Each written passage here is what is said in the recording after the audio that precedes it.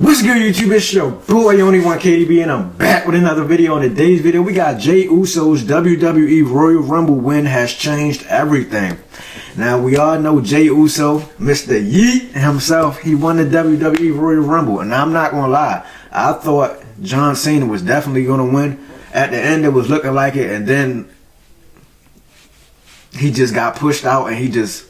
You know what I'm saying? You know the meme. He looked like he was in shock. I was in shock myself. I thought for sure John Cena was winning because this is last hurrah, man. This is the last year in the WWE. So I thought they was just going to let him get the Royal Rumble. But that's not how it happened. But if you're new to the channel, make sure you like, share, and subscribe. Hit that post notification bell so you can get notified when I drop another banger. We about to get to the video. Let's get it. Now in October 2024, WWE Champion Cody Rhodes stated that fans won't predict what they see at WrestleMania 41, and he wasn't exactly wrong. Jey Uso's 2025 Royal Rumble win shook the fan base to I was shocked core, like you and too, this win John. became possibly the most unexpected Rumble win of all time. Join us now as WrestleMania looks at why Jey Uso's WWE Royal Rumble win has just changed everything. Be sure to subscribe and hit that notification bell for daily wrestling videos, and follow us on Facebook for exclusive lists. Also check out our new videos on WrestleMania XL.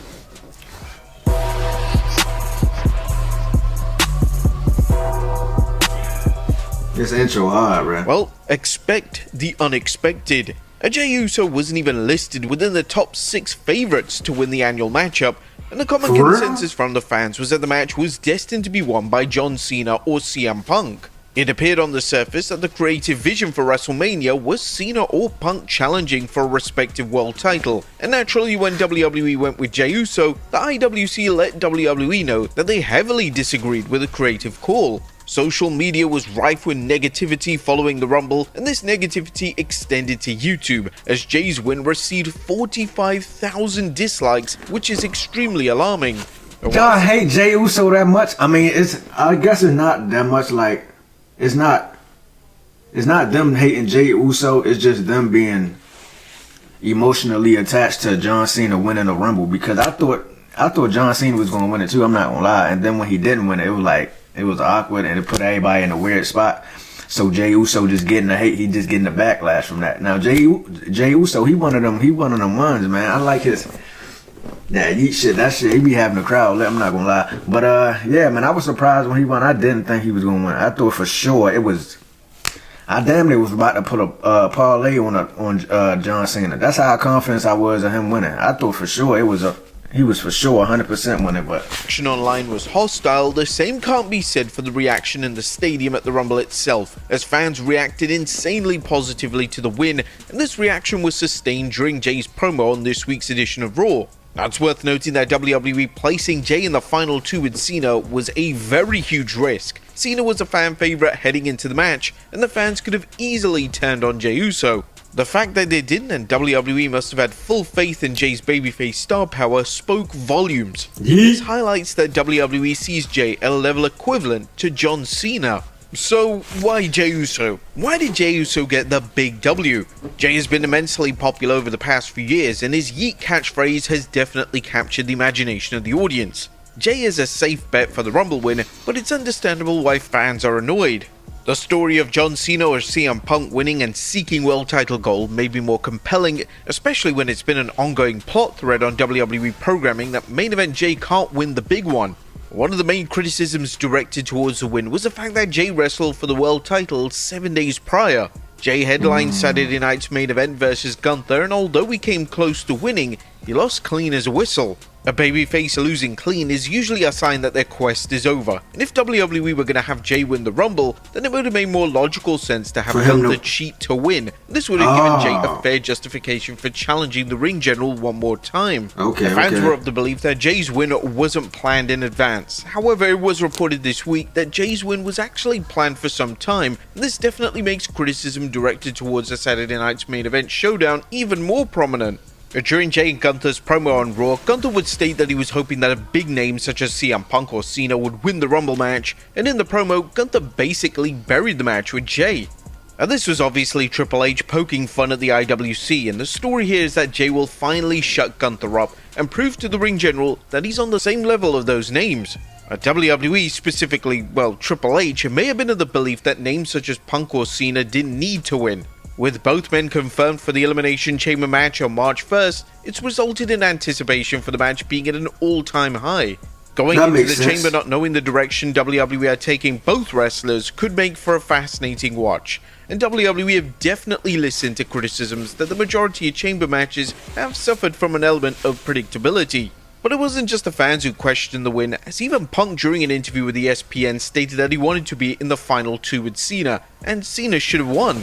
Punk and Jay are extremely close behind the scenes in WWE, so for Punk to say this publicly may indicate that this is the consensus within a portion of the locker room.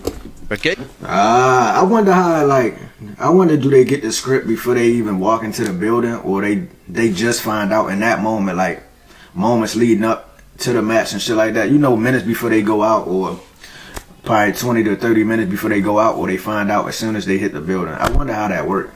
I gotta, you know what I'm saying, y'all done brung I Show Speed, the Royal Rumble cast and that. I gotta bring your boy out, man. Triple H, I'm ready to get in the match. I ain't gonna go out like I Show Speed. I'm gonna put up a fight, I ain't just gonna spear, he ain't just gonna spear me. Who speared him again? I forgot who speared I Show Speed. I just caught a brain freeze. But yeah, man, I'm gonna put up a fight. I ain't just gonna get speared like that. I'll fuck around with a hopped over him if he would have tried to spear me. I'm the most athletic man to ever touch I don't know what I was about to say, but let's continue. Recognizes game. Jay's popularity really can't be denied, and the reactions from the live crowd speak for themselves. Capitalizing on a talent that is extremely over is always a smart move to make, especially when it gives credence to the idea that Triple H will reward talent who get over, and this was something that was the main issue with the old regime in WWE. Jay vs Gunther is an interesting WrestleMania matchup on paper, as the two have wrestled a handful of times, and coming out of Saturday night's... Jay, you be on that Bud Light? That boy Jay Uso got a beer belly. Jay, I ain't know you be drinking that Bud Light, man. Shout out to Jay Uso, man. Mr. Yeet be on that Bud Light. I gotta try Bud Light, man, cause people back in the day, they used to, like, my elders and shit, they used to drink like Bud Light. Like, my dad used to drink Bud Light a lot. Like, I gotta try some Bud Light, man. That shit probably disgusting. Now that I'm grown, man, I can try whatever drink I want. Should I start drinking? No, I ain't never drinking. Don't drink, kids. It ain't good for you. Event, there wasn't exactly a demand to see a rematch. Obviously, the appeal in the rematch is seeing Jay finally win the world title and having 70,000 fans celebrating along with Jay, with a visual that could be played for many years to come. Now, it may be too early to say, but it's unlikely that this match main events either night of the show. With major players such as Cena, Punk, Roman Reigns and Seth Rollins not yet on the card, their matches will surely take priority for WWE. Now, there may be an argument from fans, especially as we get closer to WrestleMania in April, that the Rumble winner should automatically main event the show. But WWE are flexible with this rule, and they'll probably market the match as one of the main events. The world title match opening WrestleMania has been a concept that WWE has done before, and it's something that Triple H is in favor of, as he literally did it for McIntyre vs Rollins last year. But is this all for John Cena?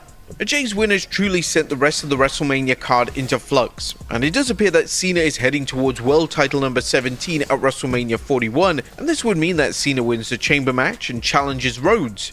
Cena has been speaking openly about his creative plans for WrestleMania, and it'd be an odd pivot for Cena to not wrestle for the world title at his final ever WrestleMania event. Yeah. WWE may look to go in the direction of a heel like Logan Paul costing Cena the chamber, yet this will no doubt lead to riots, as after Jay's win, this should be avoided at all costs. But there is a Heyman factor. Now, it was reported following the Rumble that one of the planned matches for WrestleMania is a triple threat showdown, and this triple threat will be between Punk, Reigns, and Rollins.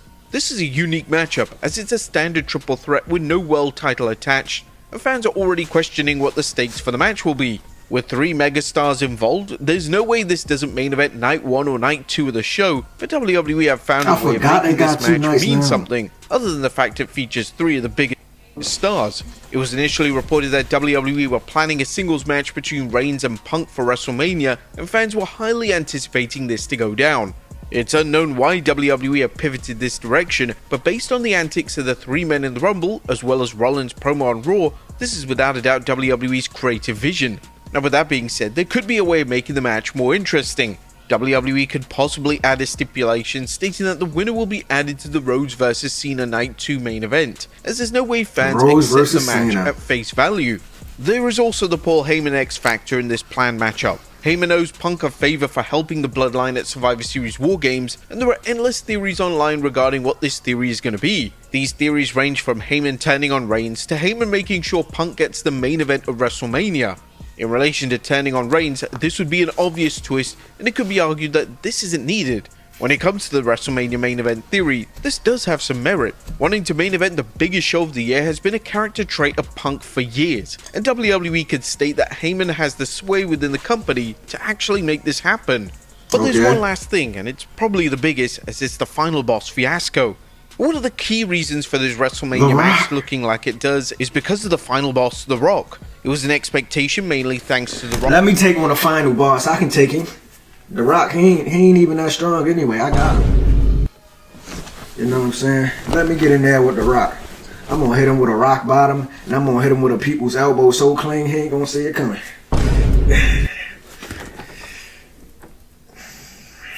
I can beat The Rock. He ain't that hard to beat. Look at him. He look weak. Yeah, I think I can beat The Rock. And he about 60 years old. He about pushing 60 or something like that. Wait, do The Rock got a title? Or is this old? I don't know, he probably do got a title. Literally saying so himself that he would be competing in some capacity at WrestleMania 41. The match possibilities for The Rock were endless, yet a match with Rhodes or a match with Reigns seemed logical and justified. It was reported this week that The Rock let WWE know in October that he wouldn't be working WrestleMania 41, and in a weird move, this was before The Rock showed up at the end of Bad Blood. The Rock's appearance at Bad Blood was basically him confirming that he's still around and that the fact that it main evented the show was surely a sign that he was wrestling at Mania 41. However, all hope of The Rock wrestling at WrestleMania was disintegrated when The Rock turned babyface on Raw in early January. The Rock would show up to Raw on the Netflix premiere and basically acted like the final boss character was no longer a... Bro, I remember the first night of Monday Night Raw on Netflix. I was so irritated because The Rock was chatting. It felt like for about 30 minutes, bro. I could not, like, bro. I was like, bro, can we just start the show already? He's sitting there talking, just yapping. It's